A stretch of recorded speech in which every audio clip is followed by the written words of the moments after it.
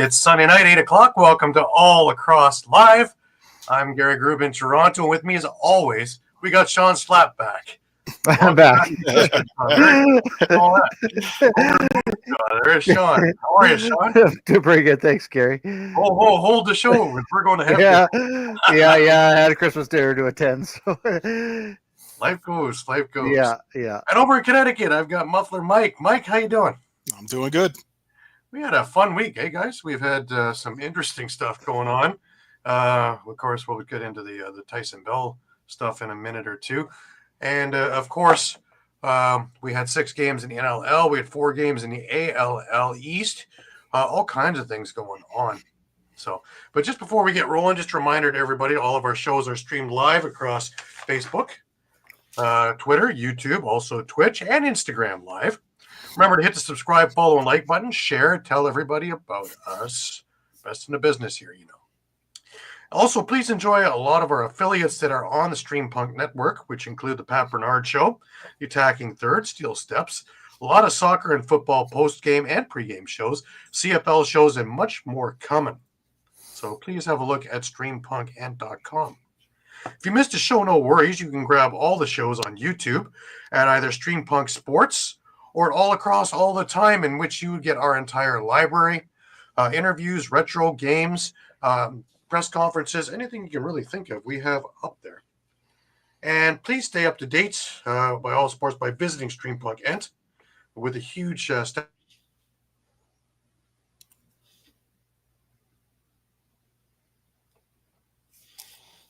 Yeah, we lost Gary, right? As he's making. It's early for that, isn't it? I want to get that out of the way right quickly, you know. Thank you, Rogers. They just want to let me know that they're still here, and like Mama Bell of the old times. The internet gods are always so kind to me. Anyways, while I'm still here, before they kick me out and I have to go find a phone, right, Mike? Right. Just a reminder that this part of the show is brought to you by 60. More than just a number. 60 is Canada's newest and most exciting sports uniform and teamwear brand, delivering top quality uniforms and teamwear that reflects the spirit and identity of each team. Their commitment to innovation and excellence sets them apart, ensuring that every customer experience the perfect blend of style and functionality. Unleash your greatness with 60.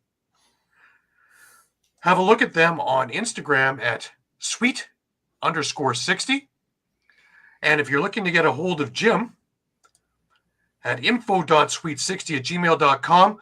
All of your orders, remember, put down Lax Talk 10 for an extra 10% discount on your order. I have looked at this stuff, and this stuff is great. So, by all means, please give Jim a call and a look. All righty.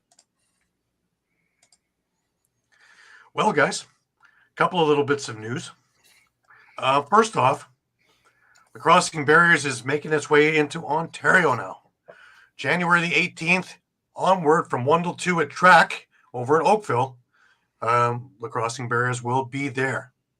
So for info or to register, get a hold of Scott at lacrossingbarriers.org, and you can get all the information right then and there.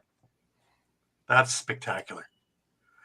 Now, a good friend of mine, Mackie Jenner, she made her debut as the first female color analyst on an NLL broadcast. That is well-deserved, and that is a long time in coming. I'm telling you, she wowed them at the Worlds. She was spectacular, and she has done everything for the NLL with side stories, on-floor stuff. But as a color analyst, she was awesome, as I knew she would be. So I am so happy for her, and I look for big, big things. It'd be great to get Teddy and Mackie in the same booth. Oh, that'd be great. That'd be fantastic. Yeah. They're coming, you know that. You know, Teddy's got a pretty busy schedule, so one of these days our paths will cross, especially if they're on the NLL route. Eduardo's here. Eduardo, welcome. Eduardo. Good to have you with us. Yeah, that's great news. Now, on to the stuff we've all been talking about all week, whether we want to or not. Tyson Bell. Now, we've all seen the video, and we've seen him go through the barrier and take a swing at a fan and throw a stick at him, take a swing at a fan, another fan. He has been cited for assault by authorities in Denver after he got into an altercation with fans following a National Lacrosse League game, lost to the Colorado Mammoth last weekend. Video shows Tyson Bell throwing a punch at a fan as he leaves the floor at the end of the game. Also takes a swing at a fan with his lacrosse stick before some of his own teammates pull him away. The Denver Police Department report alleges Bell struck a victim in the face, causing minor injury. The 30-year-old from St. Catharines, Ontario, is scheduled to be in court on January 22nd. I know Tyson. He's very mild-mannered. Something really bad had to have been said for it to get into his craw that badly. Does it excuse his actions? Hell no. No. You cannot go into the stands after fans. This is not the 70s. It's not the New York Rangers and Quebec and whoever else. You cannot do that.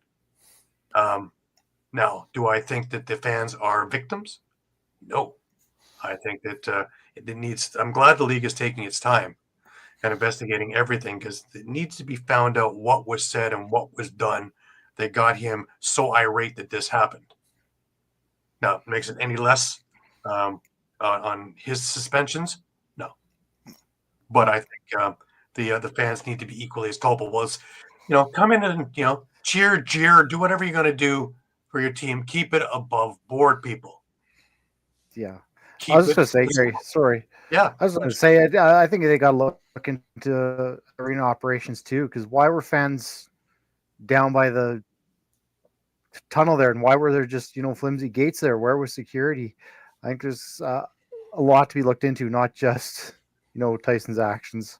Again, not to excuse what he did, but there's a lot to be looked into there, including, like I said, the operations and security and why fans were down there to begin with. Yeah. Because if it was that easy for him to get there, if you have some drunk fan, it's easy for them to get at them too, right? Yeah. Everything is up in the air, and I really hope that everything gets looked at piece by piece by piece. And let's see exactly what happens. It'll be interesting when he appears in court, what goes on there too, because we're talking about serious stuff now. It's not about just a suspension and losing your season. Yeah, Ryan Poole's I was going to say, yeah. All right. Go ahead. My assumption is it's serious enough now that it can affect his ability to cross the border. Well, yes, an assault charge would, especially if it has anything that. I also look at being in the U.S., the civil stuff that comes along with this one. Canada, we're a little more protected from nonsense lawsuits, but not in the U.S. Well, I'm curious how all that plays. So there's a lot of different things that are fallout from a minute of stupidity or 10 seconds of stupidity.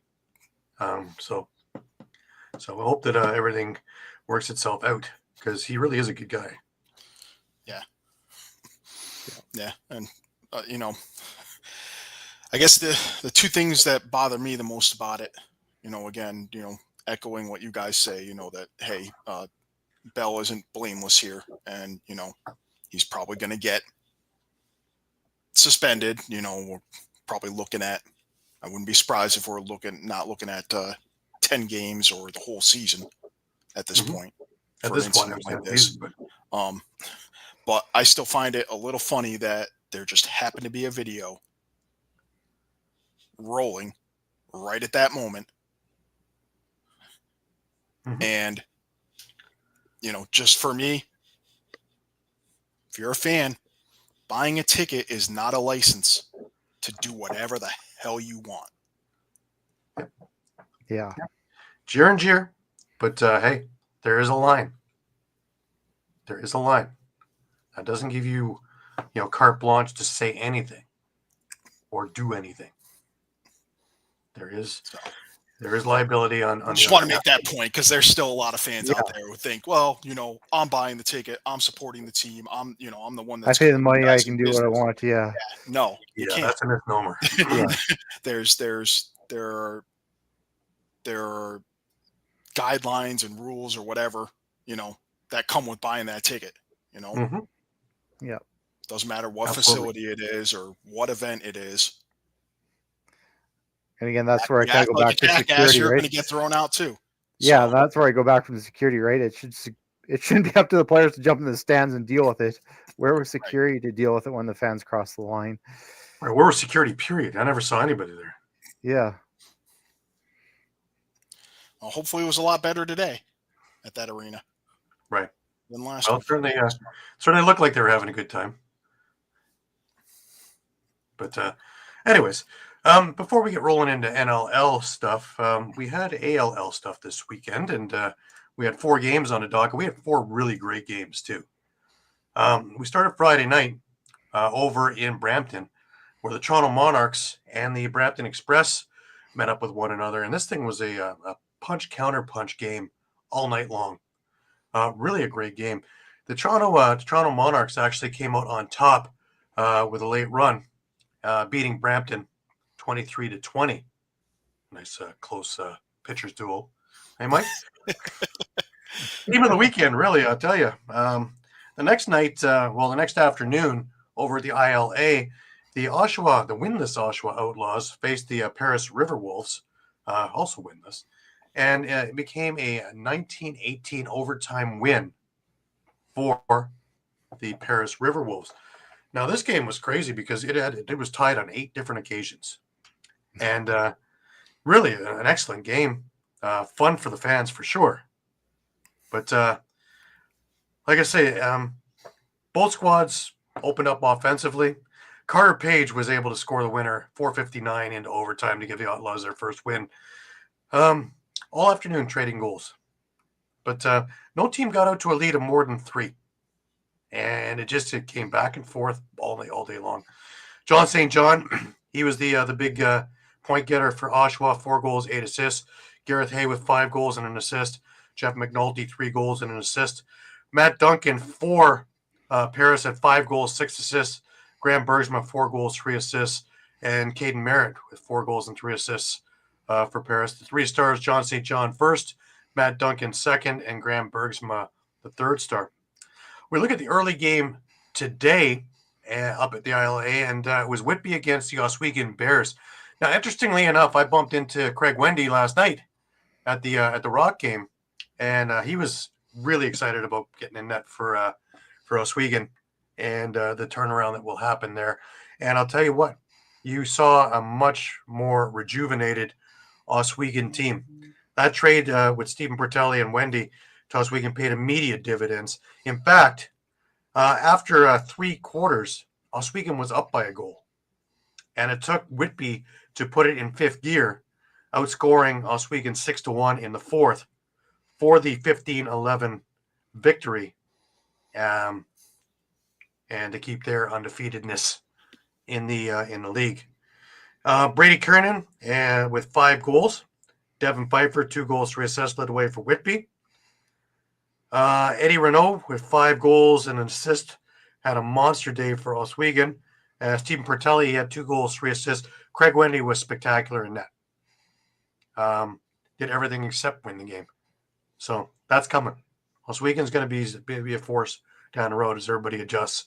A few more little tinkers here and there, and watch them start moving their way up the rankings and up the standings. It's coming. The last game of the day actually just ended not long ago, and that was the Peterborough Timbermen against the Six Nations Snipers. And this was probably one of the lower scoring games, Mike. It was 16-13 for the Snipers over the Timbermen. And another one that was back and forth and really didn't have a decisive winner until the end of the game. Another excellent ALL game. For $10, you can't go wrong to catch these games. And a lot of the guys on the lineup you're going to be seeing probably some point this year in the NLL. Just looking at the scores for Peterborough, Zach Thompson led the way with 4 goals, 4 assists. Jack McAlpine with 2 goals, 4 assists. Carson Moyer with 3 goals and 2 assists. Cam Milligan, a little slower day for him, only a goal and 4 assists. For Six Nations, Jeremy Bombery with 3 goals, 2 assists. Chayton King with 4 goals and an assist. Avery Stomback Parker with a goal and 5 assists. Altogether, Six Nations with a balanced attack. 10 separate scorers for them out of their 16 goals. So if you think you got one covered, they've had problems putting it in the net over the last couple of years. That's not the issue now. And it looks like their goaltending coming around too. Dusty Hill had a good day in net, only giving up 13. So upcoming next week, you have the Peterborough Timbermen against the Oshawa Outlaws in Oshawa in the early game. And one to circle on the calendars for the late game in Oshawa next Saturday is the Brampton Express against the Whitby Steelhawks. Looking forward to the Sunday games. The Oswego Bears will play the Paris River Wolves at the ILA, and the Toronto Monarchs against the Six Nations Snipers, another game that's to be circled on the calendar in a late game next Sunday afternoon at the ILA. The ALL West will get back at her next week. Next Saturday, the Grizzlies will face the Blackfish at 4 p.m. Pacific at the Langley Event Center, and followed by the Sea Spray versus the Eagles at 7 p.m. Pacific. So put those in your book. Also have a look at Arena Lacrosse League on YouTube if you're looking for any of the games which are up just after the games are done. So I believe Friday night's game is already up. Saturday could very well already be up by now. And today's games will be up some point tomorrow or Tuesday. So worth watching. And Lance Wynn does a great job calling those games. So, alrighty. Oh, Caden's clicked on this one. Yeah. Yep. Point. Yep. They have misconduct clauses. Well, usually printed right on their on when your it ticket. happens at the end of the game, though, that brings a whole different situation to it, because you're not going to kick him out of the game. Game's done.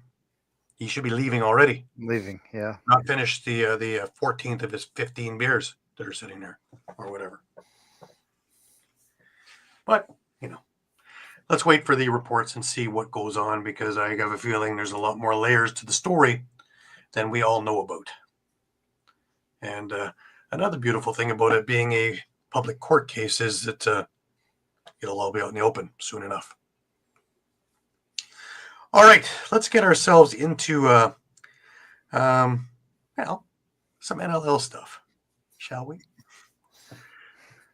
Should I get my pain out of the way early? We're expecting Pat with the Wings Nest anytime now. But you know what, Shawn? You can start the way on this one, because Sure. they played Sask on this one, and it was a hell of a game. It was a hell of a game. And 12-11 Wings come out with Holden Katoni scoring the 5th of his 5 goals in OT. Overtime. Yeah. Yeah. And it says Priolo, but that should be Triolo. Triolo.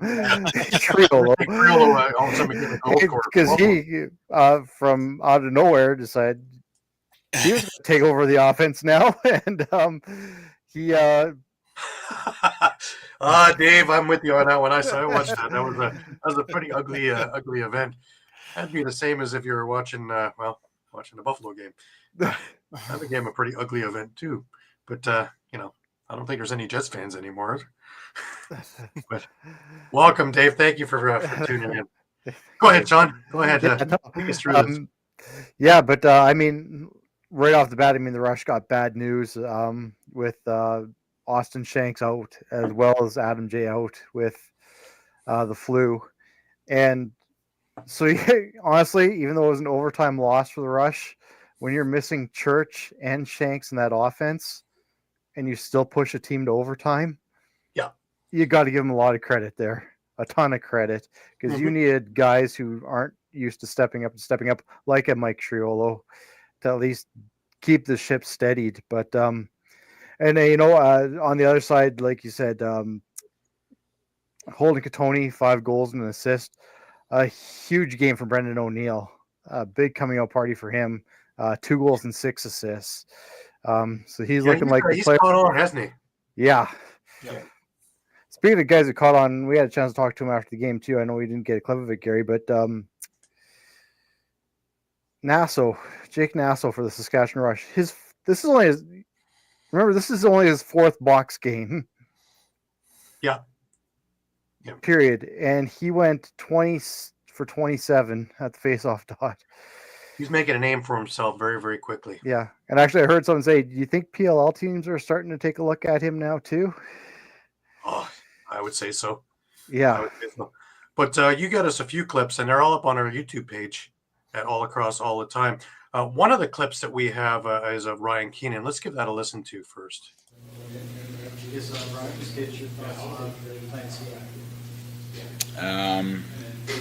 Loved our, our compete to the end. That's kind of,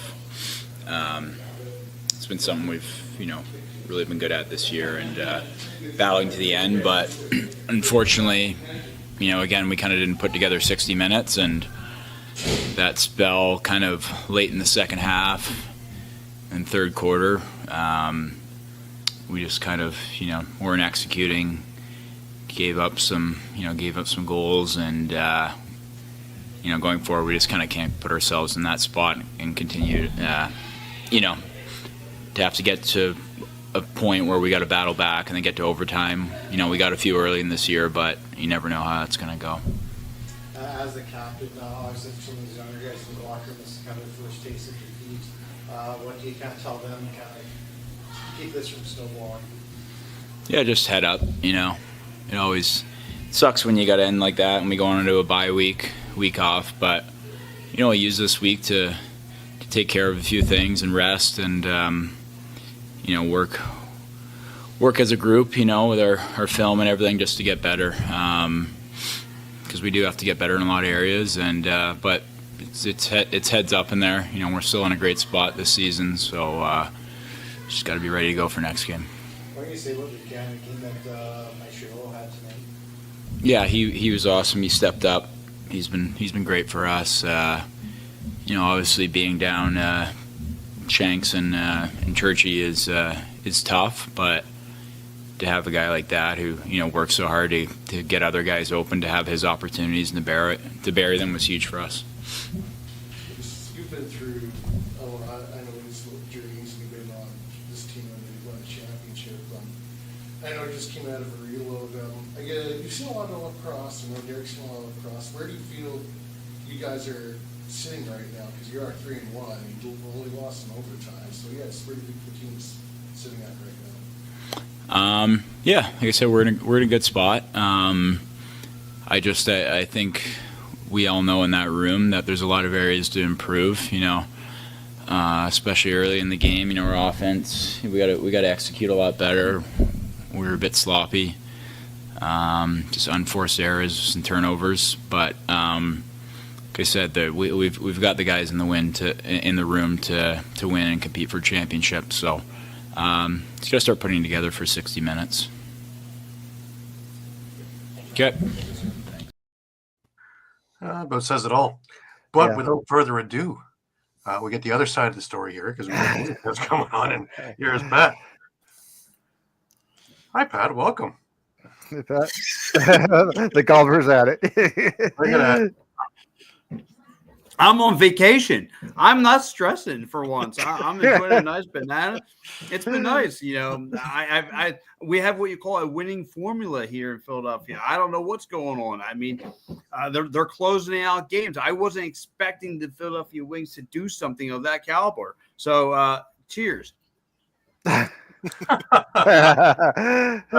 Day looks great picking up Brennan O'Neill. He's found his way. Yeah, holding Katoni at both ends, got all his fingers working, and wow.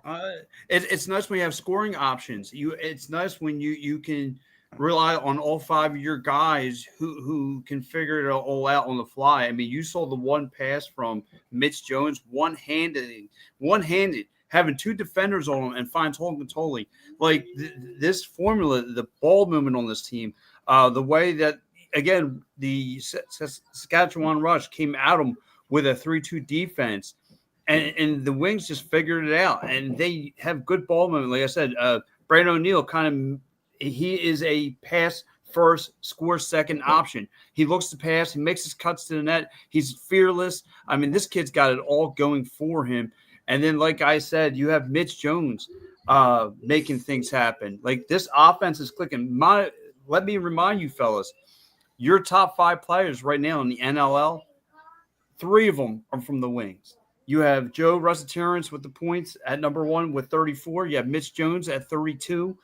You have Dane Smith at 3. You have Rainey Stats at 4. And then you have Holden Tolley, who's coming up at 5th with 27 points. Like, this team is ranking now in every top category. It wasn't like this last year. I don't know what the antidote was from last year to this year. I don't know if it was the offensive coordinating or whatnot, but it is a world of difference. I don't know if it's that coaching, but this team is scoring and they're playing well on both sides of the ball. Now, if I'm going to nitpick about the Wings, I'm not too happy with is going to the sin bin 5 times. But other than that, I mean, you really can't knock this team other than, you know, taking their foot off the gas pedal in the 4th quarter. And that's when the rush came rushing in. Yeah, that's what I noticed too, Pat, is like you said, figuring it out. When the Wings really went on that run, those goals all pretty much came in the same spot. They found a guy that's a couple feet in front of the crease right up the middle, where obviously the rush were leaving a hole open there and they figured it out. And that's one of my things with the rush is their power play has to be better. 1 for 5. You even put one of those in to go 2 for 5. This is a totally different game. That's been the story for a while now. Is they can't score on the power play. Even their one power play goal came on transition where the man advantage really didn't come into play there. Mike Trillia for you guys is a really special player. I mean, he's really, again, it was the sound piece for you guys in that game Saturday night. But yeah, I mean, look, I credit to that kid. He could play, but like you said, you it's kind of Flyers problem down here. You got to score in those power plays. If you don't score in those power plays, it's going to come back to bite you, especially when the Wings, a team like the Wings now, who's turning around a bit, when they go to the sin bin 5 times, that's the opportunity for you. But and that's a credit to Demu too, right? Nick Demu, who's been playing kind of it being a difference maker between the pipes for the Philadelphia Wings. Scott Donamy, who's picked up 11 loose balls. I mean, guys are changing their roles around here for Philadelphia, and all for the better. Now, Like Philadelphia has a bye week, and then they come back at home and have Calgary. And they got 2 home-and-home games. Yeah, so this is going to be an interesting one too in a couple of weeks' time. Yeah, I mean, this is the first time I'm not throwing headsets. I'm not throwing my living room lamp. I'm not punching a hole in my closet door. This is the first time in my entire life covering this with you guys. I'm not stressed. I am happy here in Philadelphia covering the Wings for the first time. I'm scotch-free of stress. So I haven't talked to my therapist in a long time, so they know why. So, but this team here, like I said, has a bunch of scoring options, and I'm loving what I'm seeing from Ian Rubel and his play, his designs. And credit what I had for Paul Day listed as the general manager of Philadelphia Sports, and he was one of the 2 candidates. It's for the moves that he made in the all season. It's all paying off. Right. Well, Shawn, Saskatchewan's got Vegas after a bye week. That seems to be just as Pat. That seems to be a remedy to fix all things. Yeah, it should be ready to fix everything. Because like I just told, like I just said, I know Pat was not. I mean, you're missing Shanks, you're missing Church. Shanks should be back. It was just a flu. It sounded like a flu was going around the locker room. That's why they're missing him and Adam J this week. So he should be back. When you're missing 2 pieces like that and still take a team like the Wings, who are very good, to overtime, I think that just says something about the depth of this rush team. So I think, Vegas is having their issues right now. So that could be the cure in 2 weeks for the rush. Right. Yeah. And again, like I said, Shawn, take it from me. That Vegas Desert Dogs team, you'll fix all your problems right there. You and I can start for the rush and beat those. I got 10 kids on my street. You can beat the Desert Dogs. That's no problem. I mean, you'll fix all your problems real fast. That's the cure to everyone's problem. Just go play the Desert Dogs twice in the back-to-back. You'll be all right. You'll fix all your problems. But then the rush have the Rock after that. So at some point, the Rock are going to turn it towards N. We'll get onto that in a little bit. Gary, if you can't handle the Desert Dogs, you might want to take your bag that you take to the groceries and just place it over your head for the rest of the year. If you can't handle the desert dogs, geez, that team stinks. But yeah, but like I said, though, like I said, very hindsight when we look at the big picture, very happy with the Philadelphia Wings going into Saskatchewan. Place is not easy. Those guys that's a good team you face, and for this team, like I said, having scoring options, having top 5 players in the league, and you have 3 of them right at the top of that. It's a world of difference now. It's a world of difference. What you're seeing, the schemes that they're having, the sets, the sets, if you get in the half court sets, the things that they can do, the playmaking they make, ball movement, all that, finding spacing, cutting to the basket, fearless, all of it. Right. Cool. Well, Pat, I'm going to let you celebrate with your banana. Oh, he's so relaxed. Look at it. Even got himself a haircut. Oh, this is. Look, haircut. I'm not stressed. I'm eating healthy for once. I'm not starving. Stuff my face cheesesteaks. I'm eating healthy. He's not even. It's good. Victory's good, my friend. He doesn't need a haircut because he's ripping his hair out, right? But yeah, that's and great. you know what the real. What's real that? blessing is that a certain somebody is not between the pipes of the Philadelphia Wings anymore. Yeah. Stop the hate. He beat the Rock last night. Stop the hate. He was the reason that Ottawa won last night. So, I got someone's light hair here. Sorry to tell you that. All right, gents. Well, look. Yes, sir. And listen, and look, the Rock's going through some hard times right now. So, yes, they are. But yeah, like I said, all is well for the Philadelphia Wings. All is well. I mean, like I said, there's some couple things they need to clean up. Like I said, stay away from the penalty box. You got to be able to finish the game, not take your foot off the gas pedal like you did in the fourth quarter. Because a team like the Rush will sneak up and bite you. So you got to handle business again. Work on a couple things on this bye week. Get right back to it in 2 weeks against the Roughnecks. Well, we have to get on to get another segment for your high blood pressure. Yes. I can't wait for the next guest. I know where we're going. I'm going to sit back and relax. We're going over to the Wolves Den in a second. So, yeah. Yeah, that could be. This could be an interesting one. Listen, I'm going to kick back, relax, and I'm going to eat this. I might at this point, I might want to grab my popcorn. All right. Yeah, at this point, I might want to. Well, Pat, Happy New Year. Grab my popcorn. Happy New Year to you. So, all the best for 2025, right. sir. All right, gents. I'll catch you. All right. That was Pat with the Wings test. Oh boy. He's giddy with excitement, isn't he? Yeah. Interestingly enough. Well, that brings us on over to, he's already flailing, guys. He's already. Here Get comes the high blood pressure ready. Yeah. Yeah. With the Wolves Den.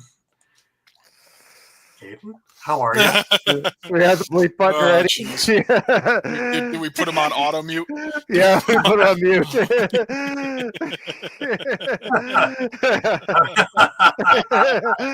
Oh my.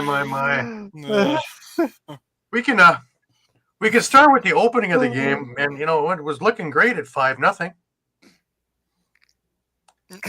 You are muted, Caden. We gotta get some sound on you, Caden. Yeah, we gotta get some sound out of you here. I was muted and screaming the entire time, so it must be fun to enjoy winning. Oh wow! Just imagine to come away with a win, not against Toronto, who's 0-4. Talk about beating Vegas. Let's do that next week, and let's not do that in like a minorly convincing fashion. Let's beat the piss out of them. That's what I want to see. I want to see 25 goals, and I don't care if that's not possible. Just keep on scoring. What? I want to do that. I want to win. Is it so much to ask for? I'm really hoping you come out of your shell, Caden. You being quiet. No, that's how I really feel. Angry me. Win a game. I'm sorry. I love you all. I love all you fine folks, but God, win a game. At least we're not swearing with the name Dane Doby today. No. No. Now in my mind, I see Clark Peterson. Interesting. Thing Maybe a told little me Thomas last week. Muldarth with it Apparently, too. Mike Drew, what's his name? Hutchinson Drew. He's a fucking god now. He's amazing. Oh my! Hey, there is a good spot. golly, Miss Molly. I looked at the stats there, and they Albany did go 2 for 4 on the power play. That's 2 more than normal. So, yeah. Yeah. Which is great. And yes, it's a step in the right direction. It's a very good step in the right direction. But And by the way, now that pass from Marshall Paulus behind the back was unbelievable. even the first pass from Eric Fennell that led up the scoring, that was a beautiful pass. He kind of went with that one-handed right behind the back, right over to an open Ethan Walker, who just easily walks in. No one covering him there. Yeah. But it's funny because I've had Marshall on my other show, and we talked about that as not a trick shot, but that's just another tool in the box, and he just showed it. And of course, he had Warren Hill looking the other way, and how much easier a goal you're going to get than that? It was just absolutely masterful. But yeah, it's a little disconcerting when you're up 5-0 midway through the second, and all of a sudden the roof just goes collapses. It's not even the up 5-0 thing. It's you were also up 6. You're up 9-3. And all that collapse happened within 5 minutes of the third period, where they scored, if my calculations were correct, a lot of goals from then. Yeah.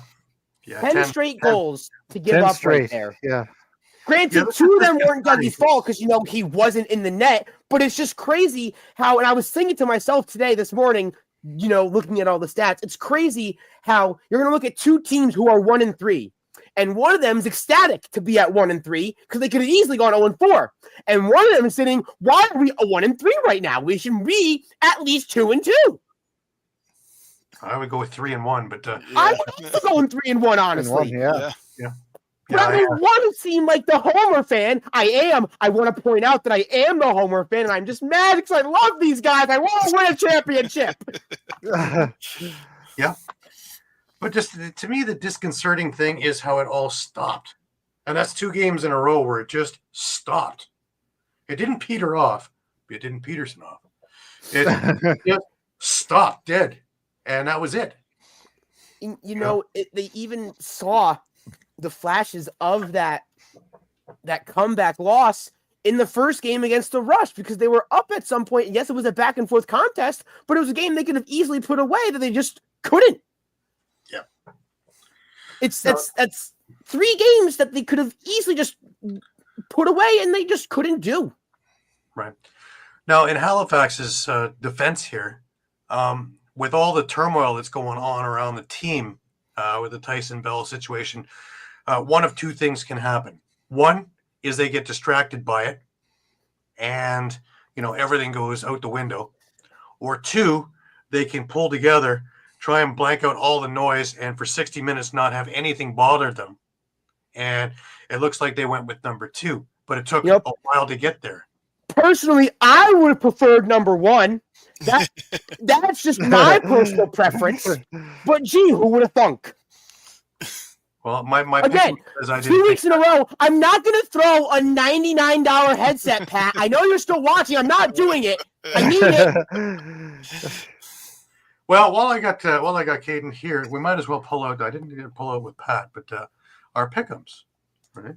We had that, so why not add to the good news? I want to point out 4-0. I didn't come on the show last week. Wasn't feeling the hottest. Still not. However, 4-0 last week. Yes. Yep. Yes, you had a good week. You were. Yep. Thank you to all my adoring 2 fans out there. I know you're cheering for me, and I'm very happy to make you guys insanely proud.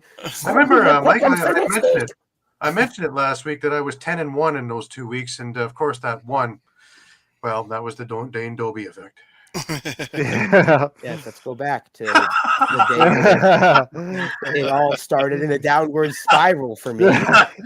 Well, I want to bring everybody's attention to not only is Mike above 500, but he's clamoring for first place. He's only 2 wins. Yeah, Mike's killing it. 16 and 11. He is on my heels. He's got to track this guy down, though.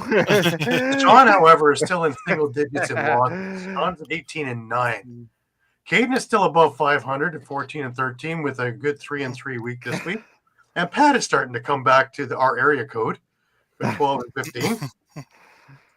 But, it's pretty, the way this week turned out and all the, hills and valleys, to see us all sitting somewhat near the same, pretty respectable, I would say.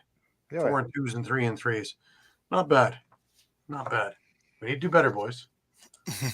This will not pay my Bet365 account up. I'm coming in with the banana next week after I had Albany. I'm coming with a banana next week after we beat Vegas. I'm gonna be eating the banana just like Pat because I'm hoping that my blood pressure will go from here to about below the ground. That's some kind of hoping where I'm gonna be at. So you're trying not to make Pat's high blood pressure segment, right? Yeah. We gotta have one. If Pat's winning, someone's gotta be losing. And I'm I'm sorry, Gary, but I'm being He's got to win. That cap right behind me there, yeah. At least Albany's got to win. Yeah, we're trying to look at that one. We thought we had it. We really did. We played they played 55 solid minutes. Then yep. And then here comes 5. And then of course we had the theme Jeff for this season. Play 60 minutes. We had the Jeff Teat effect. So that's my MVP. Let me play a little devil's advocate here and go back to Halifax. Did Drew Hutchison play well enough to get the start 2 weeks from now? Ooh. What do you do if you're Micah Kersey after what? Because it's not just what Drew Hutchison did this weekend. It's what he's done in relief all season when he's had to come in. And Warren Hill's been struggling. He's really been. So that's tough. That is tough. Okay, because I mean we can't. I think we can't ignore the fact that 2 of those Halifax losses were just full blown shootouts that they certainly could have won. Mm-hmm. And Hutchison had to come in, I believe, both of those games. Like I said, Warren Hill's been fighting it a bit. So has he done enough to earn the start 2 weeks from now in Rochester? And I'll add, that's a home and home that's back-to-back weeks, 7 and 8. Right. Rochester, so that they have. It's a good point. It's a very good point. It's good for Halifax that they get a week off. Only 3 games next week. So it's going to be good, especially for Halifax to get that week off, get a chance to watch. I'm pretty sure Rochester plays next week. Play next week. So it's going to be good to see. So 9 goals on 37 shots for Hill in the game, while Hutch faced 12, stopped all 12. I kind of might agree with Mike on this one. Does it go to Hutch? I think it does. It's like you said, 2 weeks in a row where 2 times in a row where he has to come in relief, and he's proved that he can kind of be that rock in net for Halifax. And that's a good Albany team. All jokes aside, yeah, he shut them down cold. Yeah. Maybe that is it too. Maybe you sit, just tell Warren you're still our guy, but we're just gonna sit you this game, see what Drew can do. The question is, what does Drew have to do? Say he does start against Rochester week 7. What does Drew have to do to solidify it as his spot to take it away from Hill? Does he have to stop all but 5? Can he let in 10 and they can say, hey, we'll give you one more chance next week? But I mean, because 9 goals on 37 and he was out in the third quarter for Warren. So I mean, does Drew let in 10 in a hypothetically speaking, in 2 weeks, does Rochester lose, say 13-10? Hutchinson stops 44 or 54 Do you give him the start again? And that's where it's tough, right? Because Warren Hill is a good goaltender. He's just, Yeah. and he could turn it on at any moment. It's just so. That's a great question because I don't think you can totally throw Warren Hill out the window right now. Yeah. I don't know that you would do that unless Hutchison just Like Hutch stumbles has out to of the gate. really, Yeah, like, if he Yeah, if he, has to if, really you know, play if, well. if he's get you know if he's forced to be Well, pulled here's the in, thought, let's say, the guys. first quarter after allowing, let's say, 5 goals on 10 shots, then yeah, you have your answer, I think, at that Here's point. the thought: is Warren Hill tired? He has had 2-man cup runs. He played in the Worlds for of course, for Haudenosaunee. He really hasn't had any time off in almost 2 solid years. That's Is he just tired? And Another maybe good needs reason a is week or maybe two to rest. just sit him for a day game or two. Like I said, just say, Warren, you're still our guy. We're just going to sit you, rest you for a couple games. And Give just Drew let a couple him starts. Just let him know, we still have your confidence, but we're just going to rest you for a couple. I would kind of wonder. I can't argue with that because, I mean, what have we been saying about Buffalo? Matt Vince didn't play summer ball at all. Yeah. And he looks pretty fresh and pretty solid despite his age. So, which everyone was just expecting him to I think a lot of people are still expecting him to just fall off the cliff. And it's not happening. So, no. A break is always good, and obviously a week off is always good, but like Gary was saying, 2 years of just straight play, I don't think I know all these guys are players and they're like, I want to play every chance I get, like any chance that they're going to have me play, I want to play. But in this case, you have a solidifiable great backup with Hutch. If I'm Hill, I want to say, give me a chance to rest, give me a chance to just relax for a second while I can go in to, week 10. And let's say Warren Hill's back in the nod for week 10. You give Hutch a couple games to start and then just let Hill kind of rest up, fully reset, get ready for that week 10 matchup. Udikieti's got a good point too. Same for Doug. Yep. For Jameson. Yeah. Exactly the same thing, right? 2-man cup runs as well as the Worlds, right? I would agree. Where I might differ on the idea of sitting Doug Jameson is the fact that, and nothing against Andrew Kidd. I mean, Gary's seen firsthand, what he's done in Ontario series and, in the ALL. But I would be more inclined to give Doug Jameson a breather if they still had Justin Getty as their backup versus Andrew Kidd right now. Yeah, Kidd just doesn't quite have the experience at the throw NLL him level. into the fire, right? yeah. I'd be a little compared wary to Hutch. of that. Yeah. So I want to Vegas next week, right? Is that a week to do it? Oh boy, I mean, let's not get you're swaying me pretty easy here. So you're going to talk to the Albany fan here, and you're going to hear it directly from the Albany fan, and I'm going to talk to Yeti first off. This is going to be a conversation between me and you, face to face. Dougie, 11 goals on 65 shots this week. Not great, but again, it's about a normal for him. And while, Dougie hasn't really had a chance to fully rest. He's playing a lot, man. Cup runs, going to Utica. So not a lot of rest. However, I think, and I feel for Dougie as if he needs to play a very good game to get back on his track instead of resting. And while and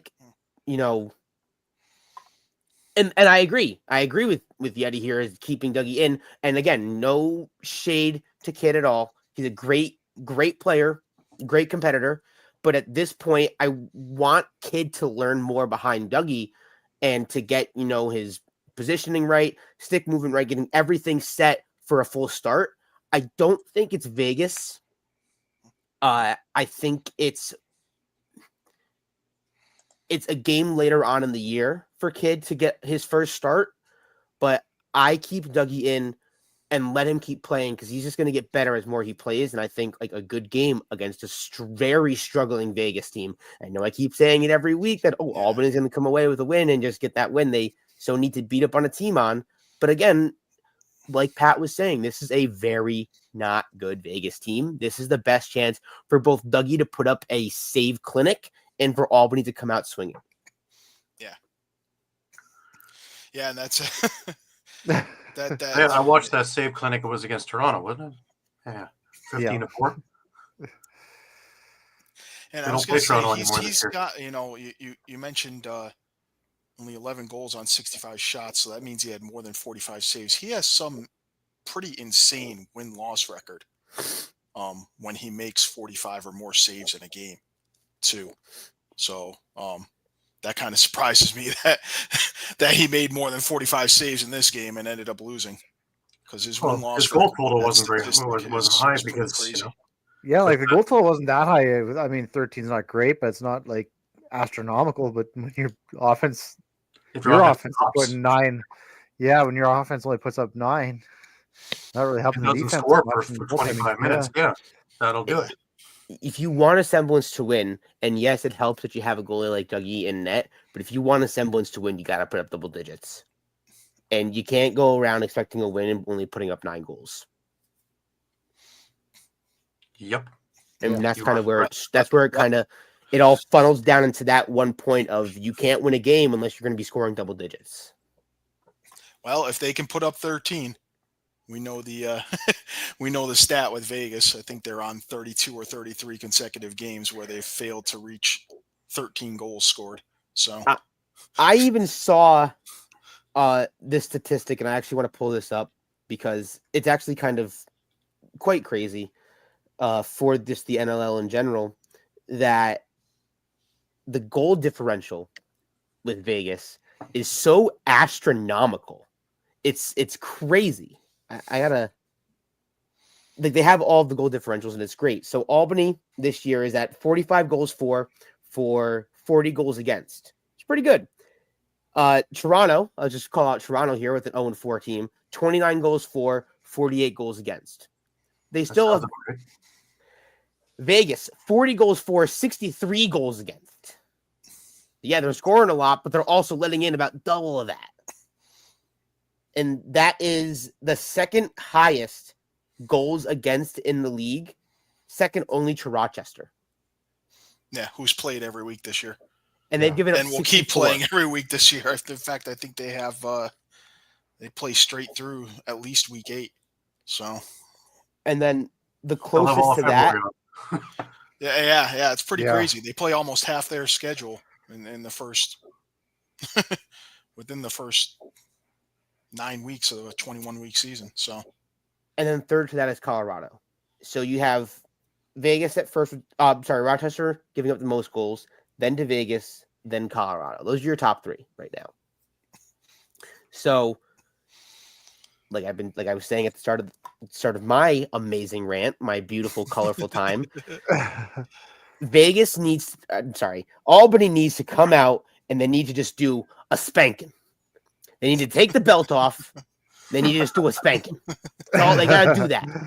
I want to see 20 goals. I want to see 30 goals. It's not going to happen, but that would be hilarious. 30 goals. Let's do it. well, next week would be the time to do it, I guess. Exactly. And they're going to do it in front of a packed Albany crowd. First game back, first game of the new year. It's the best chance to do it. Be fresh start. You get a fresh jump into the new year. 4 games, like, oh, that was last year. That's a last year's team problem. Now we're about to come out and we're about to score 15 goals a game. Hopefully. All right. Well, Caden, we look forward to watching jovial Caden next week. Gonna roll with then. Once. That's all I want. Once. I had the towels over there. Once. Just do it. I want like 15 to 17 goals. I know I said 20, but you can do 17. They can do it. They can do it. I've watched it happen. Absolutely. Anyways, Happy New Year. To all my 2 fans, happy years of new, boys. Wonderful time. Next week, banana. Hey, it could be peaches, but I'm coming with a fruit next week. I know that for a fact. All right, that was Caden with the Wolves Den. Appreciate that. Oh man, that was great. But unfortunately, well, there you go. It's gonna happen when Buffalo comes to town. I know a number of us are hoping, but let's the next game on the docket, of course. You know that look, eh, Shawn? From Mark. Oh yeah, I've seen that before. Yeah, I think I've seen that face before from Mark. Yeah, the Rock snatch defeat from the jaws of victory in this particular game. You know, here's a couple of points to look at. Rock in the first half looked good. It was close, but it was a good game. They were hitting.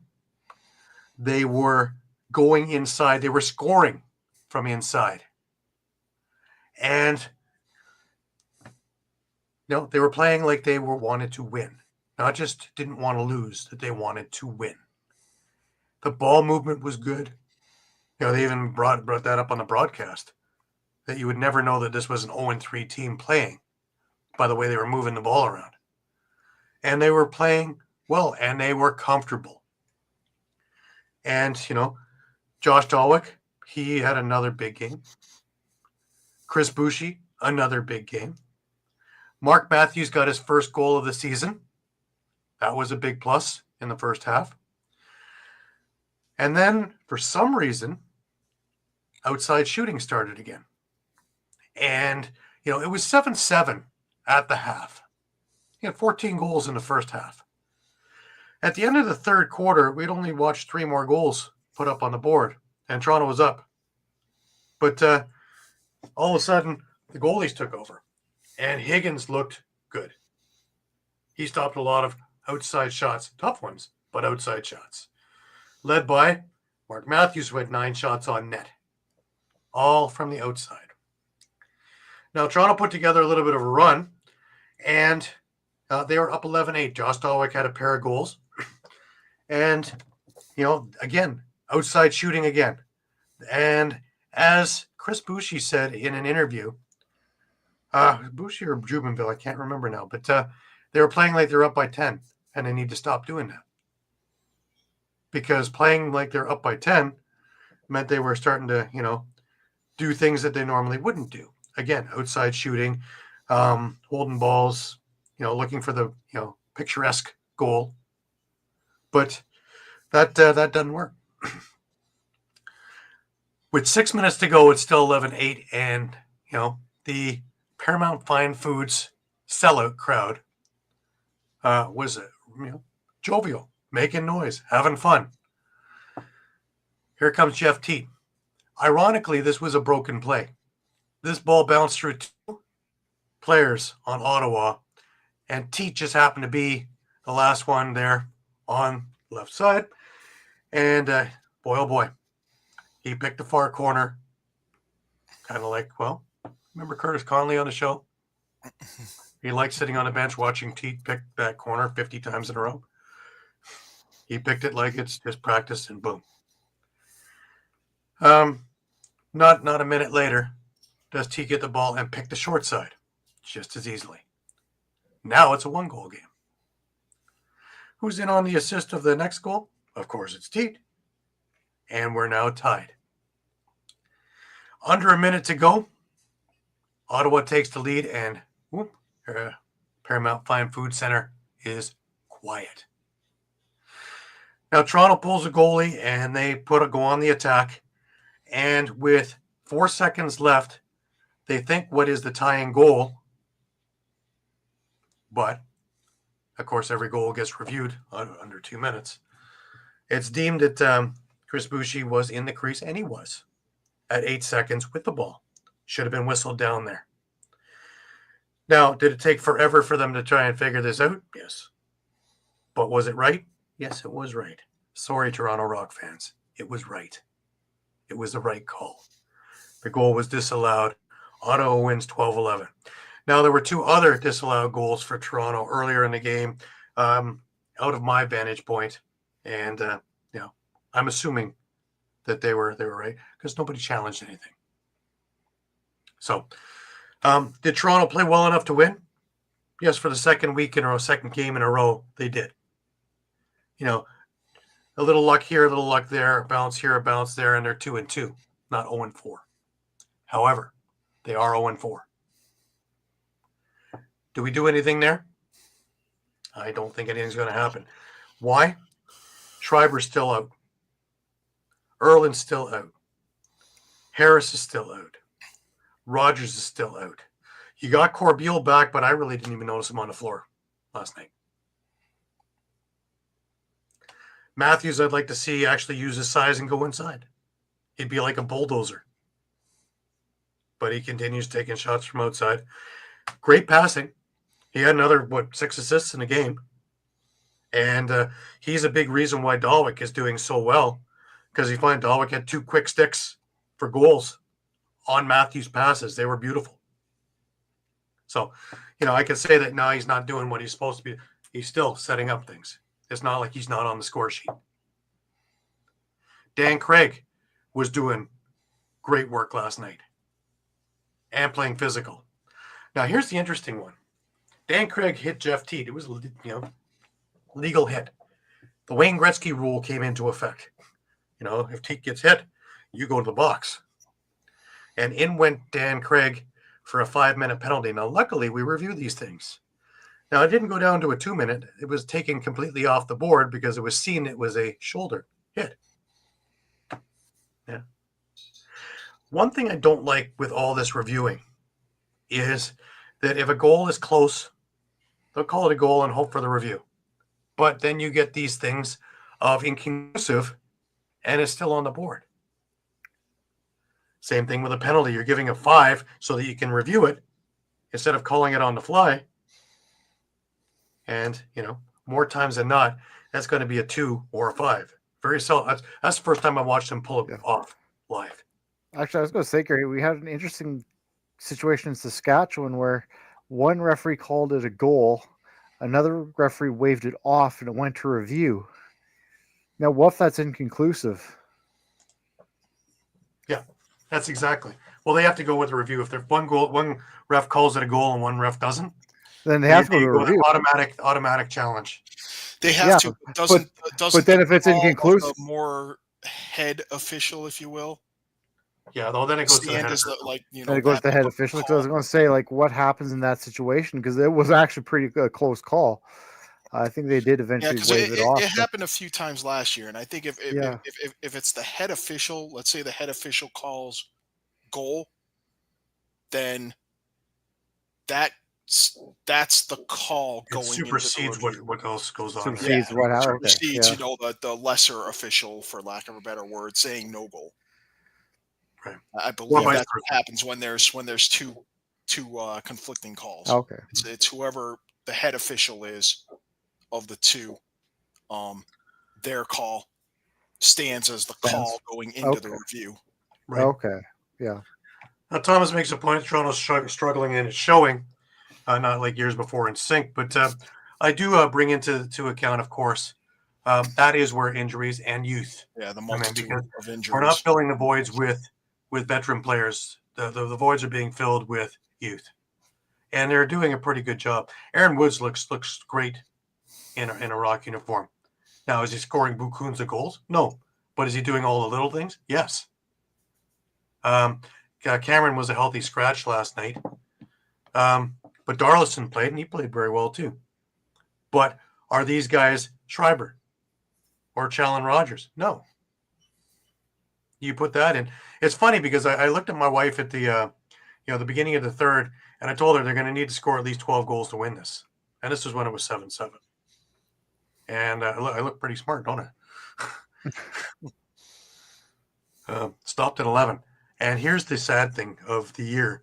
Is that's the highest goal output that the Rock have put out this year. 11 goals. Yeah.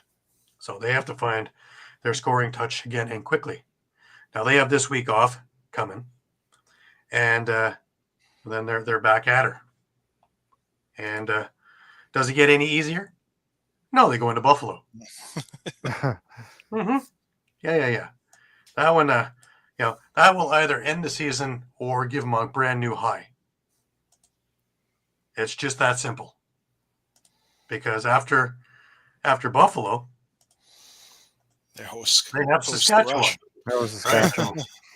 It just gets easier and easier, doesn't it? And then it's Calgary, in Calgary. Now, we haven't gotten out of January yet. The last time I watched this kind of start was and then it's Colorado, just for fun.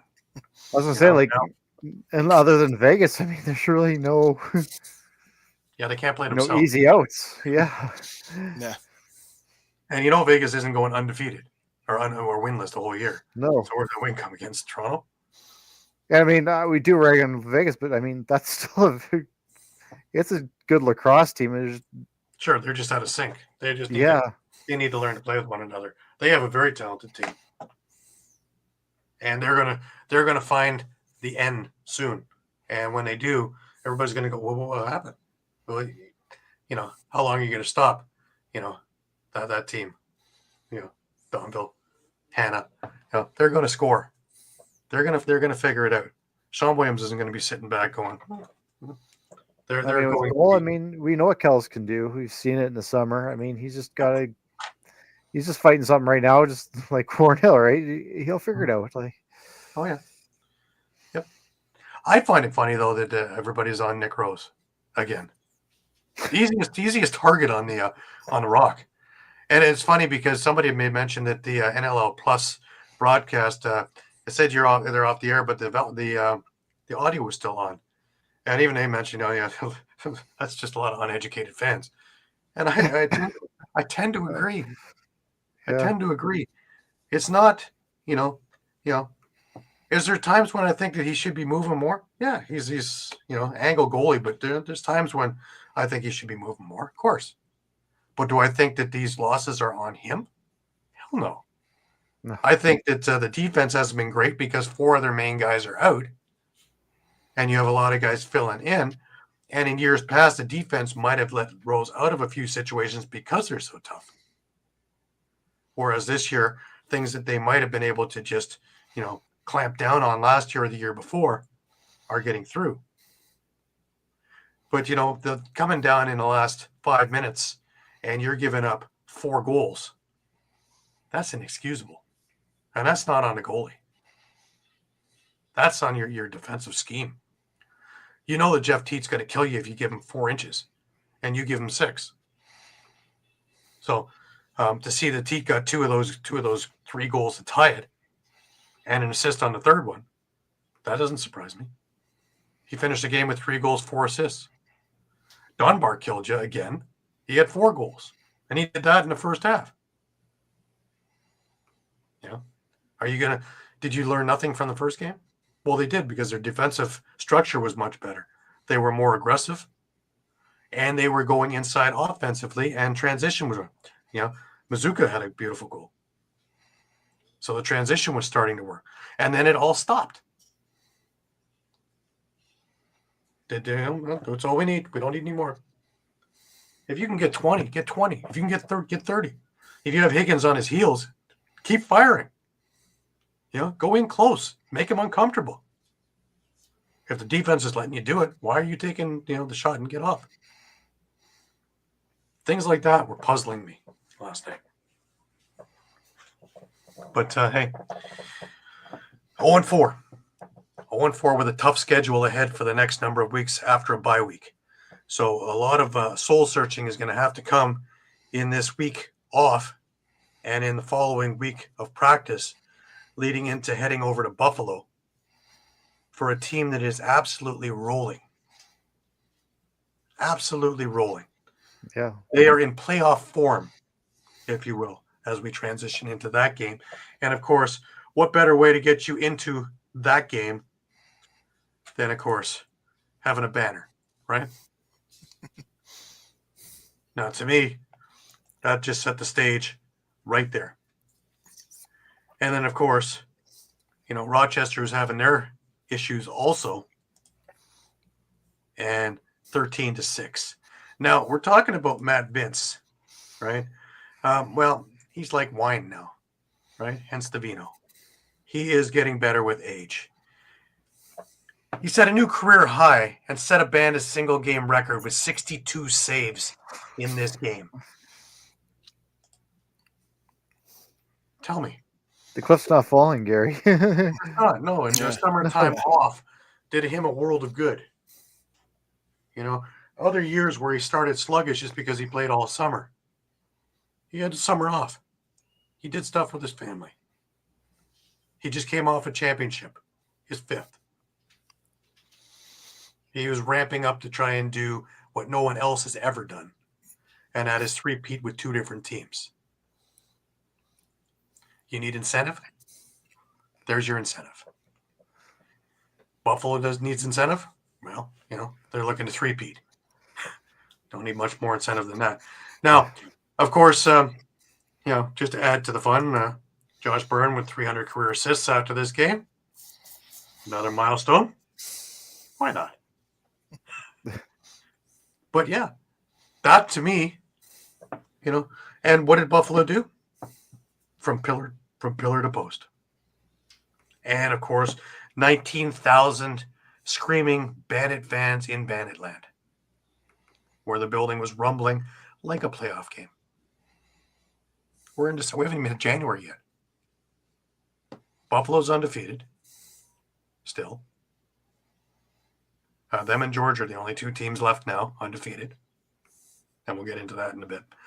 But, you know, who's going to stop it? Now, Chris Kluche is on the IR. You know, we know that some of these guys are going to go down as the season goes along. But if that's the only one, they still have an awful lot of weapons, don't they? That's just you know, it's a scary situation that you go in there, you know, and it's exactly the way they want it and draw it up. You go into 19,000 rabid fans and a team that is stacked. And, well, the rest, as they say, is history. Now, my only concern in all of this, of course, is are they shooting their bolt too quickly? You know, come down the stretch. Can they stay healthy? You know, they are, you know, their age is up there with San Diego. That's the big thing. And yeah, Eddie, you're right. They are looking solid. Like, I don't see a weak spot on it right now. And Vince is playing in playoff form. Even if they bring in Scanlon and he fits in place of Kluche. And wow. You know, when you have that kind of depth, you know, that's kudos to Chugger, to Steve Dietrich, and getting the players and the personnel needed to keep things going. Yeah, Ian McKay, you know, he would play goal for you if you needed him. If you need him on D, he'll play D. If you need him on O, he'll play O. Doesn't matter what door. Transition, he's been lighting it up this year. Another 2 goals in this game. 13 shots on net. So he's taking every opportunity he can. Tell me again, Paul Dawson, was it just kind of you were going to put him out to pasture? He's a big force on that defense. You know, him and Priolo. Who wants to come into the crease? That's a proposition. It's not the nice thing to do, right? And if you do that, you got Nick Weiss floating around there too, who's in transition, who's more than happy to get in your grill as well. You know, let alone the nicest guy on their defense, Matt Spanger, you know, sitting at 6'4". Yeah, Zach Belcher, who's happy to come in there too and drop him with you. Plenty of toughness. But oh my God, the talent. Because Chase Fraser, Dane Smith with another huge night, 2 goals and 6 assists. Cal Buchanan with a goal and 3 assists. Clay Scanlon in his first kick there, and his 2 goals and an assist in that. Yeah. Connor Farrell again with another big night there to hold his own. They're not even looking for huge things, just hold your own. Josh Byrne, 2 goals, 9 assists. So it's not all about flamboyance. You know, He's as much of a playmaker as Dane Smith, which is frightening. Because how do you devise strategies to cover this all? Nobody's come up with an answer yet this year. That's the amazing part. And then you have, other guys are in and out. Naniko, we don't even talk about him. 3 goals in this game. Your bulldozer in front of the net, who's not afraid to do anything in there, who also, silky hands, but a bulldozer. Like, none of his goals are non-highlight real goals. I've had the pleasure of watching him since junior, and when he was smaller, and still he was, lighting it up then. Now he's big guy and, still fleet of foot and hands of silk. It goes on and on and on. And then, of course, you got Matt Vince. That's pretty amazing. And then, of course, you have the puppet master, if you will, with JT. Who's not going to yell and scream. But when he speaks, they'll listen. So to me, that sounds like the perfect orchestra. If they stay healthy. Is a three-peat out of the realm of possibilities? Hell no. At the moment, I would say that if you go to Cool Bet, that's probably the number one.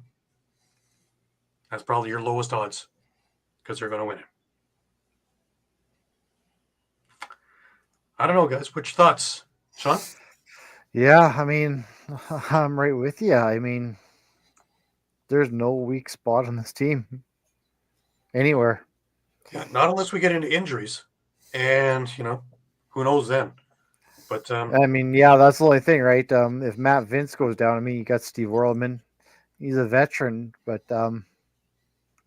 yeah, he's hit and miss. Yeah. Yes. But over all the years, Josh Byrne has had some injury problems. The only one who's been there for through thick and thin, as I can remember, is Dane Smith. Because Chase Fraser's had injury problems, but they're all healthy right now. Nanticoke's had injury problems. Again, they're all healthy. And I think you need multiple guys to go down too, because even if you just take one of those guys out, there's still a lot of weapons. Well, just take a look. Kluche went down. Hanlon went in, and he's been in there the whole year. Yeah. Yeah. Mike, yeah, look at yeah. Yeah, go ahead, Shawn. Go ahead. I was just gonna say, yeah, right now, like I don't see how this team loses, like unless something weird happens. Yeah. Interesting. Yeah, I'll echo that. Yeah. And I'm not sure who could take them down right now. I mean, maybe Sask, maybe San Diego. Beyond that, I'm not sure. It's gonna be an interesting time, I'll tell you that. But it could be a whole lot of ugly before we see that. Because oh my gosh. Yeah. And Buffalo's not afraid to keep their foot on the gas and win by large amounts. This team knows how to win, obviously. And going into Bandit Land, well, this is like going into Philadelphia back in the 70s for hockey, where guys came down with the Philly flu because they didn't want to play the Broad Street Bullies and the fans and all the rest of the stuff there. This is almost as crazy. So they're starting to have that aura about them without even playing them. That's when the scary part hits. Yeah. So. Okay, he's got very deep. Need to drive out. Yes. Yes. Well, they do come to Oakville every week for a practice, so. Because JT lives around the corner from the place, right? But as well as a lot of the guys are from around here, right? So, and it's not hard if you're living in Buffalo too. That's the other thing too, right? They don't have to worry about bringing a lot of the guys in because the guys live in area. It's the true team. They've moved into area. Yeah. Hell, McCully still lives there. Talk about liking the area. A BC boy who plays for a BC team and a BC summer team and still lives in Buffalo. That's interesting. All right, let's move on, guys. That'll bring us over to the Vancouver-Calgary game. And Crowley leads the Warriors with 5 goals and 3 assists. Dixon next 4 for the Roughnecks in the loss. And beats up on that poor net. I'm telling you. Dixon hit the corner and goes right through the net. Takes a review to see there was a goal. Yeah. That was kind of the odd thing. And I had messaged you guys. I thought it might be a turning point and we might see another second half collapse by Vancouver. But Dixon scores a goal to bring Calgary within 10-7, and Kurt Malosky tried throwing a challenge flag, but it was deemed too late and the goal stood. But the replays were very odd. It almost looked like this shot went off the crossbar and never went across the line. Right. So I'm not sure. Well, Chris is in with our thinking too. Thank you, Chris. Thanks for watching, and thank you for chiming in. The question, though, Chris, is who's the team that's going to knock them off their perch? Yeah. They just need an off night, which Hasn't happened yet, but no. yeah, some of those. Maybe there's a two a weekend on the schedule somewhere. That would be the one. Anyways, Mike, sorry. We're talking about No worries. Vancouver. So, Vancouver does hold on and they survive that kind of initial second half onslaught or comeback by Calgary. Like you said, Kevin Crowley, 5 goals, 3 assists. Reed Bowering had a pair and an assist. Peyton Cormier had 2 goals. It was first in the league, wasn't it? Yeah, I believe so. So, Keegan Ball, a goal and 5 assists. Aiden Walsh, 34 saves on the night. For Calgary, it was the big guns. Dixon with 4 goals, 2 assists. Dane Doby, 2 goals and an assist. Jesse King had a goal and 5 assists. Cam McLeod did kind of keep them in this game, making 35 saves on the night. But they, Vancouver had some chances kind of around that same time as the controversial Dixon goal to put things away. They ended up coming up empty on a 5-on-3, and then Keegan Ball actually had a penalty shot that he didn't convert around that same time as well. But all in all, I mean, Vancouver's coming away with the win on the road. They do play Calgary again later this year, or next year, at home. So, Alrighty. Now that was Molosky's 100th win. it was, yes. Yep. So, Not bad. no, not at all. Not bad. I don't know. But the Vancouver team, they're starting to find it too now. Yeah. I mean, for me, I think it's just they got to get over that kind of mental hump where they've had second half collapses, over the past couple of years that have been just brutal, like very demoralizing. Yeah. And Yep. they just need to find a way to kind of when they're kind of cruising into halftime with a 4 or 5 goal lead. They need to find a way to keep their foot on the pedal in the second half, kind of like a UC out of Buffalo. Right. Well, they're going to be a heck of a team to be playing also as we move forward in the league. But there's no easy games, is there? No, like I said, No. even like in previous years, it maybe would have been Las Vegas and Vancouver, where you're like, okay, they might get you out of that rut you might be in, but not this Vancouver team, not this year. No. And I think we talked about this before, the Molosky effect, and it really is paying dividends now. Yeah. More so than ever before. And whoever is on that team has bought into the plan 100%. And between Rob Williams and, of course, and the rest of the coaching staff, they've got him toned and ready. And if Crowley's sitting there with 5 goals now, and he's feeling it, now you've got the leadership and everything else going on from all angles too.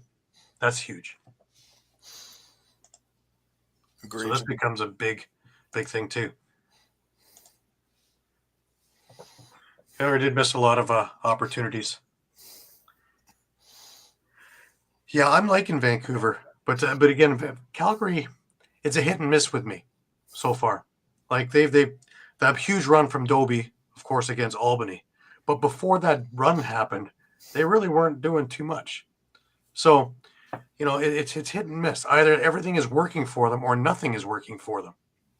And I know Sanderson and accordingly, and of course Phil Sanderson as well, are working on getting all that to be consistent. But that's the biggest thing to me is the consistency. I think they have all the talent in the world. But Yeah, I was going to say, like, the last couple of games, it just seems like they're kind of just really leaning on one or two guys. Like the game before when Dane went on his run there, it was Dane and Dixon. The other night there, it was, Jesse King and Dixon. I mean, yeah, you got 2 goals out of Dane, but, he really had 3 points off him. It's a pretty quiet night by his standards. Yeah, it seems like it's maybe 1 or 2 guys each night, but they're not kind of playing as a unit. Yeah. And it's early in the season, so I hate to bring this up as a concern, but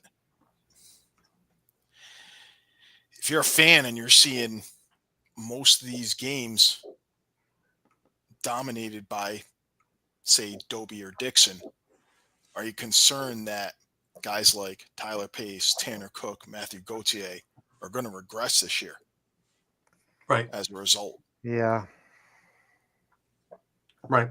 Because remember, when Gauthier went there, we thought, okay, he's going to get an opportunity because they were depleted. But then Dixon Dobie came in, and all of a sudden you're sitting behind, star A and star B, and you become the setup guy or B squad or whatever works in there. Another thing that's I get for the Vancouver thing is special teams. They only went 2 for 7 on the power play. That's something that needs to improve. Ask Albany. Yeah. Yeah. Yeah. Right. Mind you, Calgary went 4 for 9 in this game, so they didn't really light it up either. If they were able to, get some sort of rhythm on the power play, then maybe this one becomes a win. There's a number of different aspects. Yeah, and it almost feels like, maybe the difference here is with Vancouver is you feel like you could get a big game out of almost anyone on the offense on any given night. Yeah. It's Ball, Charlene Beatties, Kevin Crowley, Martell. So. Right. Whereas Calgary, in that respect, a lot of guys, I think, are kind of pulling back because of the Dobie Dixon thing. And they're the stars. So you're going to get the ball to them. Also, you got Tyler Pace back. He had a goal and an assist. But that's another one that you have to, you're sitting behind in the pecking order, if you will. Yeah, there's just kind of guys that need the ball in their stick in Calgary, right? Where Vancouver doesn't necessarily need those guys to have the ball in their stick. They can pass it around, and other guys can make plays. Yeah, and you're seeing that with guys like Cormier and Peshko getting points. Yeah. Yeah. So. Yeah. Now, Calgary with Cam McLeod in net, holding his own. He is, Yeah. he's been, he's been in, some low scoring games and some absolute shootouts. So does it make you wonder a little bit how good Calgary would be if Del Bianco was in that? Just out of left field. I guess I hadn't given it much thought because because they're playing very well. Yeah. Well, they started out 2-0, so.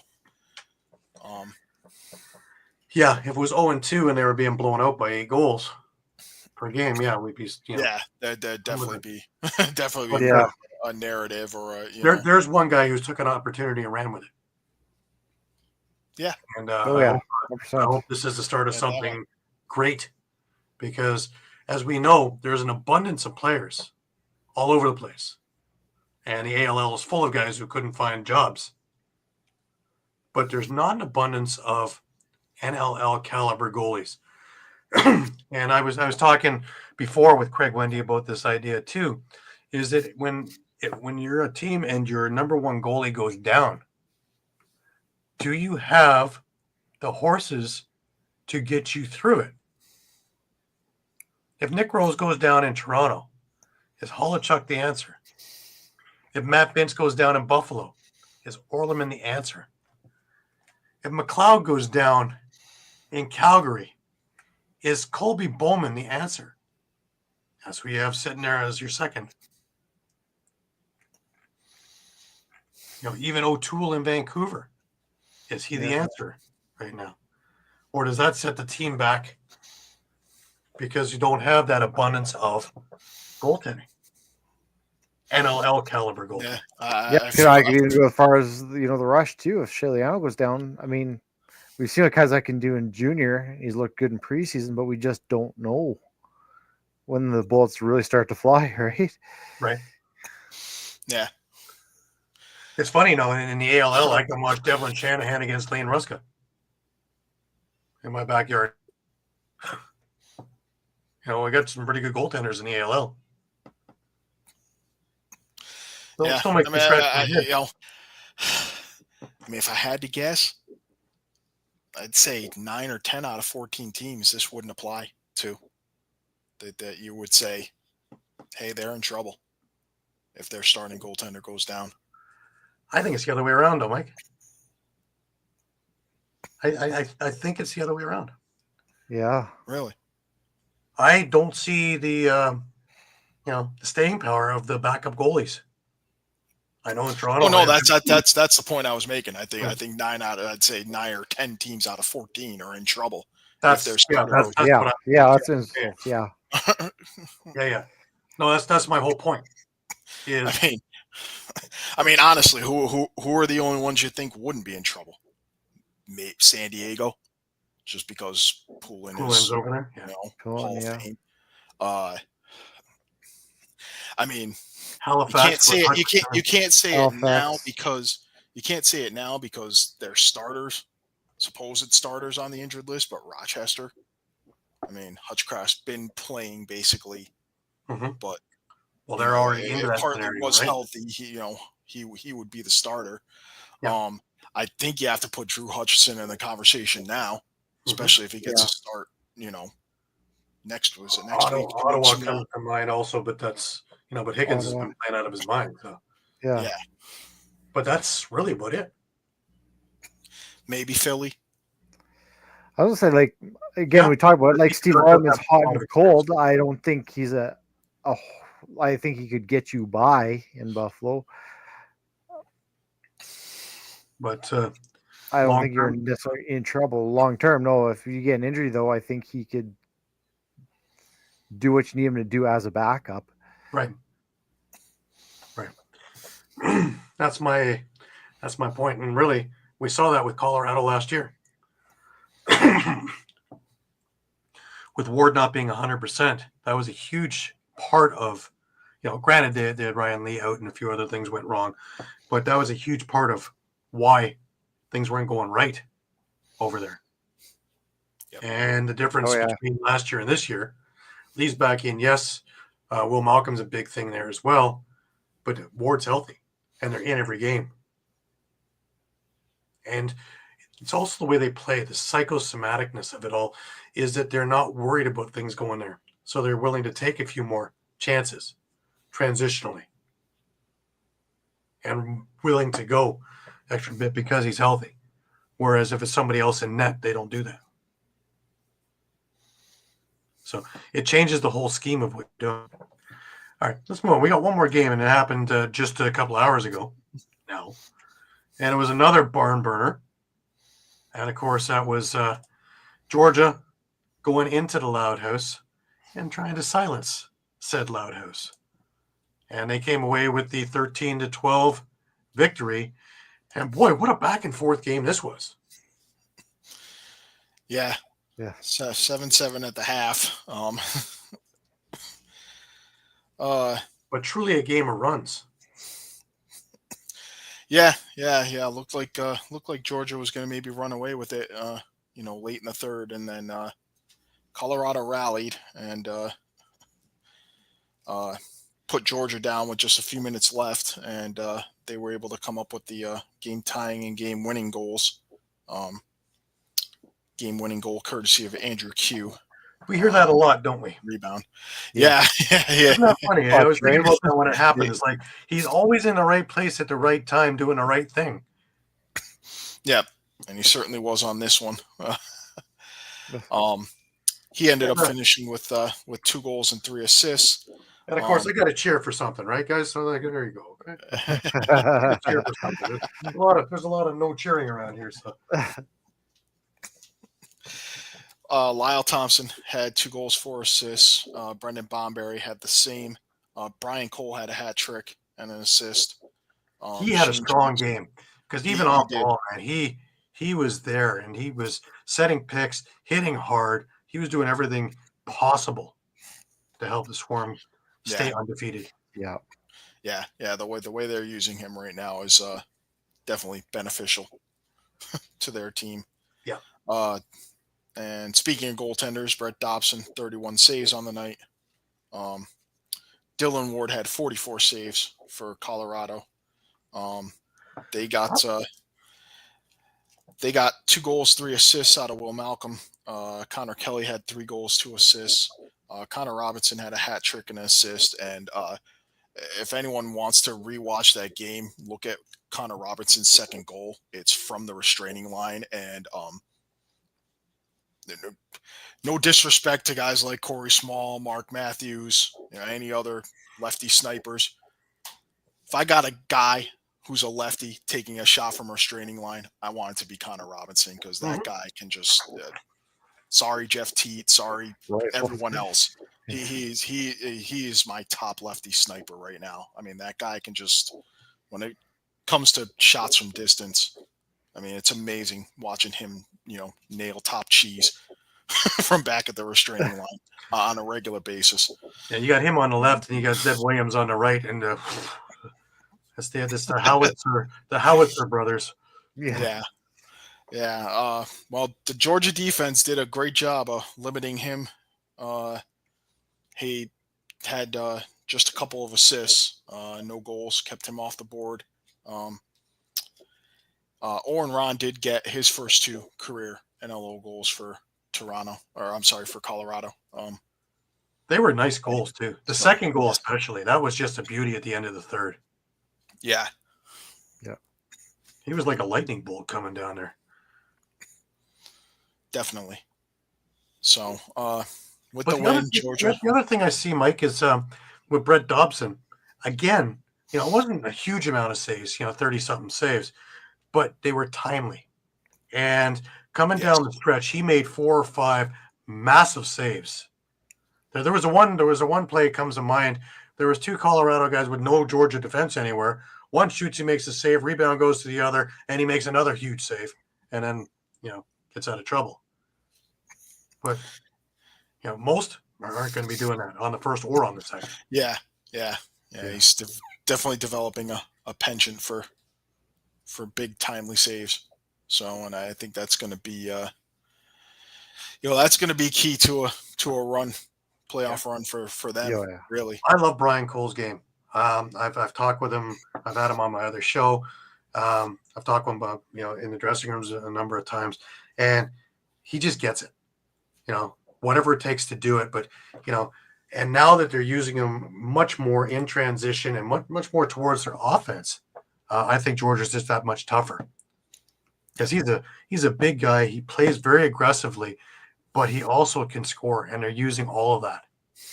And kudos to Sean Ferris, kudos to Eddie Como, and to be able to use all these pieces in the correct ways to get the most out of it.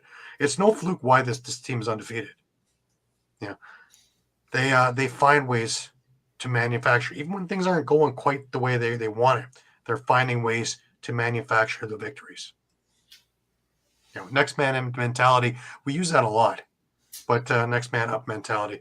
But this case, it really is because you're busy watching Lyle. You're busy watching Andrew Q. Here comes Brian Cole. Wiedeman's going to come back and transition and score.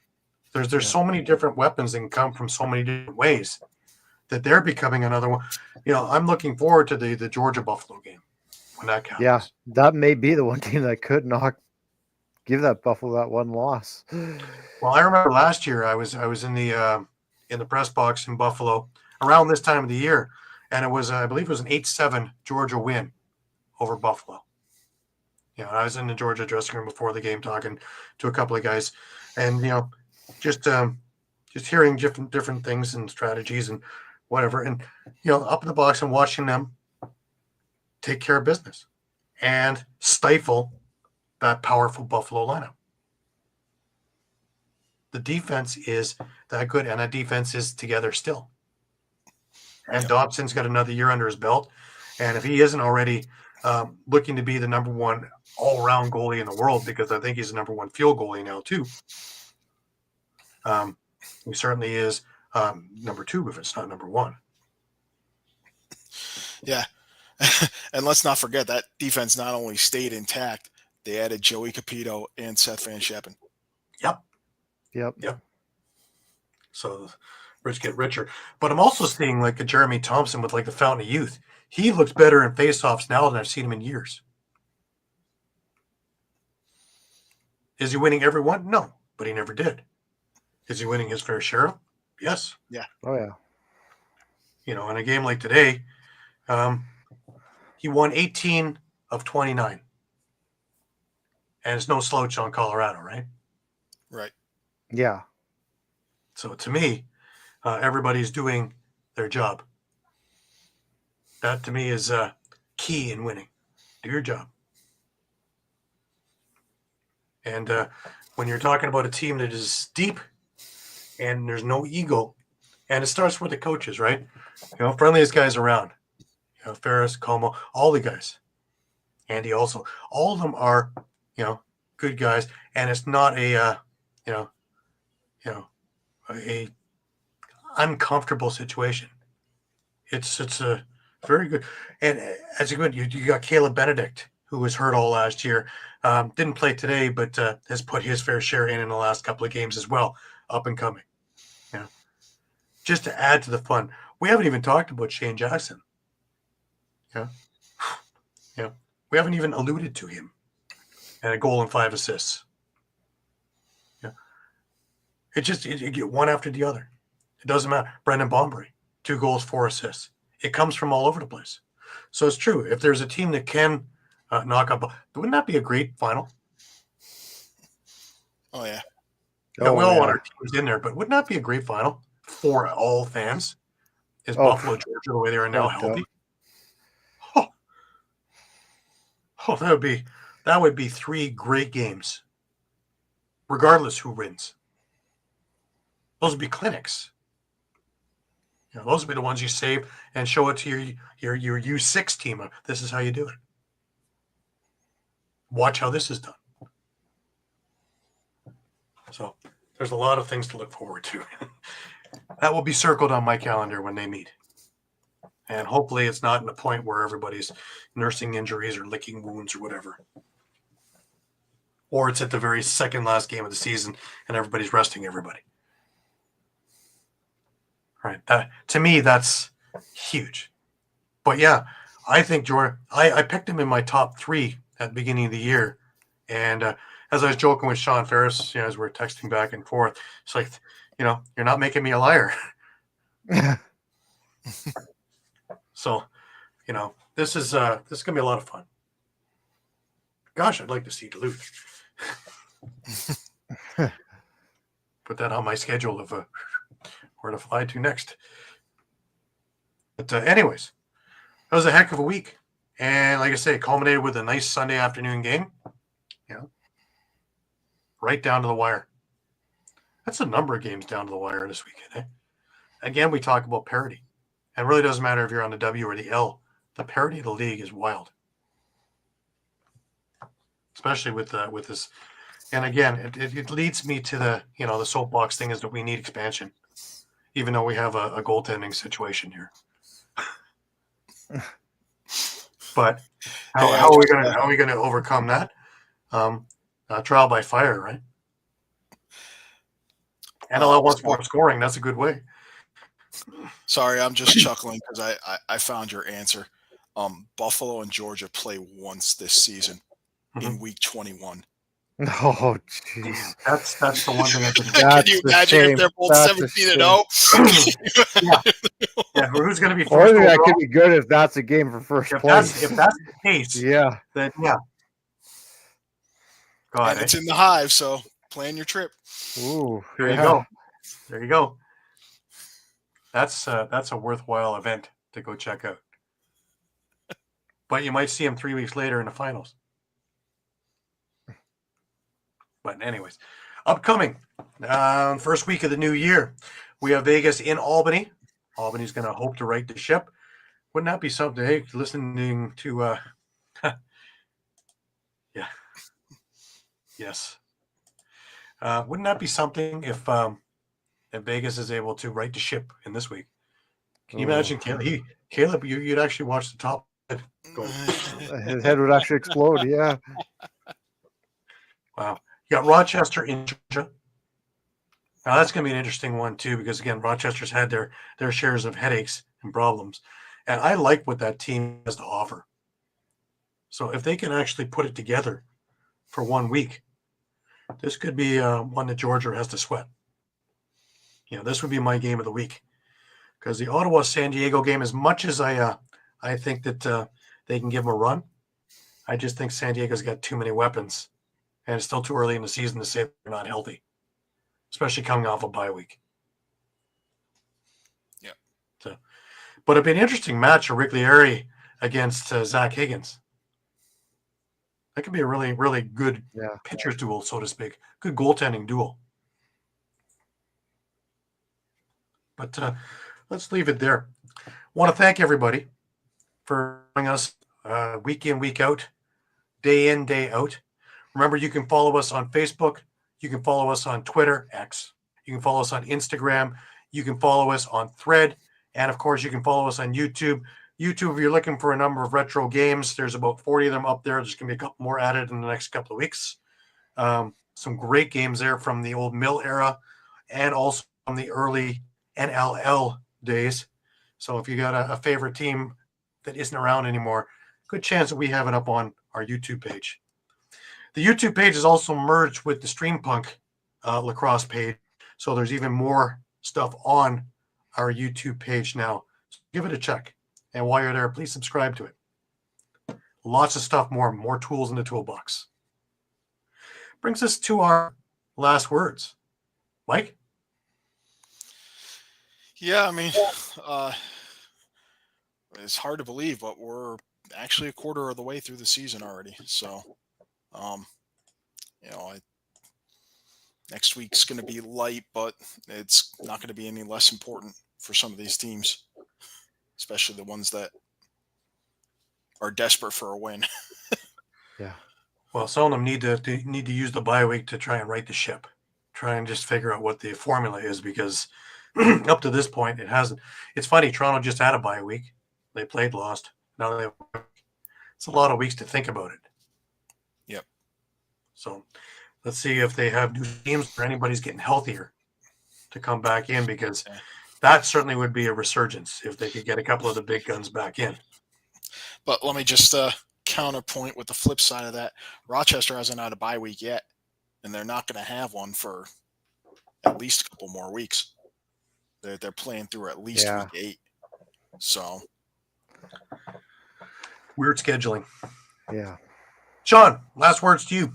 Yeah, much the same, and kind of like we said before, there's really no easy out, which makes it even more exciting, right? Even that Las Vegas team, if you treat them as an out, they're going to sneak up on you. They're going to bite you. Yeah. Really excited to see what comes up here. Yeah, I want to take the time to thank everybody and wish everybody a happy New Year. Of course, New Year comes in on Wednesday. So hopefully you have a safe, happy New Year. And we will see you next week at 8 p.m. Eastern for our next version of, as the world turns, lacrosse style. Because my God, there are a lot of storylines that are developing, and we have our thumb on the pulse of the situation at all times. Please visit us a couple of times a day on our Facebook page, on Instagram, on Twitter, because we're up to date. As soon as we know it, you'll know it. And we have people everywhere trying to get all the information on everything for you. So again, we appreciate your patronage as always. So until next week, for Shawn Slaght over in Moose Jaw, for Muffler Mike over in Connecticut, I'm Gary Groob in Toronto, wishing everybody a happy new year and a very safe week. Remember, keep your sticks high, keep your spirits higher. Until next week, take care.